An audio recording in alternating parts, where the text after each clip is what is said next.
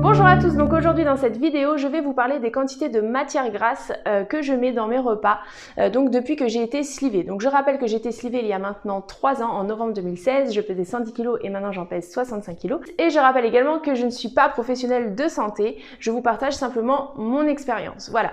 Alors il faut savoir que après l'intervention, clairement les matières grasses, déjà elles m'étaient, il fallait que je les prenne mais en très petite quantité, c'était vraiment quantifié dans mon protocole, etc. Donc pendant de nombreux mois, j'avais pas de questions à me poser finalement sur les matières grasses puisque voilà, j'avais des indications dans le protocole alimentaire. Donc du coup je suivais mon protocole, c'était plutôt facile. Après avec le temps, eh bien en fait finalement je pense que j'ai appris aussi à limiter vraiment les apports en matière grasse. Du coup aujourd'hui c'est vrai que quand je cuisine, eh ben je cuisine avec peu de matière grasse, j'ai appris à cuisiner comme ça. Alors tout ce qui va être féculent, etc., eh bien j'ai pris l'habitude de rajouter la portion de matière grasse qui me convient après cuisson, donc directement dans mon assiette, ce qui fait que je ne mets pas une quantité astronomique, j'arrive à quantifier ce qui convient et ce qui m'a été recommandé par mon équipe médicale. Mais quand c'est des plats qu'il faut préparer, cuisiner, etc., c'est pareil, en fait j'ai tendance à mettre peu et s'il y a besoin de rajouter un petit peu.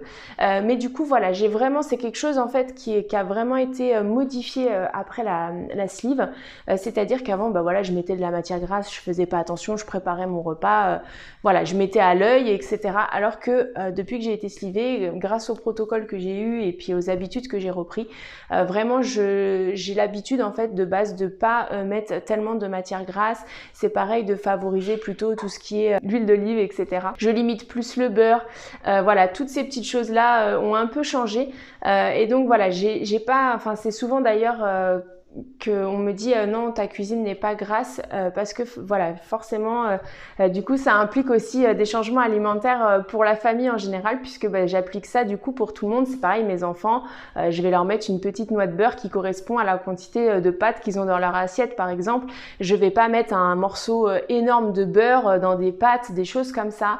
Pareil, si je dois mettre un peu de crème fraîche, ce qui fait que voilà, on n'est pas dans l'excès et pour moi c'est beaucoup plus facile au quotidien d'être comme ça. Et je pense que ça fonctionne plutôt bien puisque du coup voilà, j'ai pas sur mes résultats sanguins, j'ai de bons résultats par rapport à tout ce qui est cholestérol, etc. Et puis même sur la prise de poids, tout ça, tout est limité. Donc voilà, je pense que là-dessus, c'est plutôt positif pour moi. N'hésitez pas à me dire en commentaire comment vous fonctionnez. Est-ce que, comme moi, vous avez appris à cuisiner différemment et du coup à limiter les matières grasses, ou est-ce qu'au contraire, c'est quelque chose qui reste difficile pour vous? Et puis, n'oubliez pas de liker et de partager. Je vous souhaite une très bonne journée et je vous dis à demain pour une prochaine vidéo.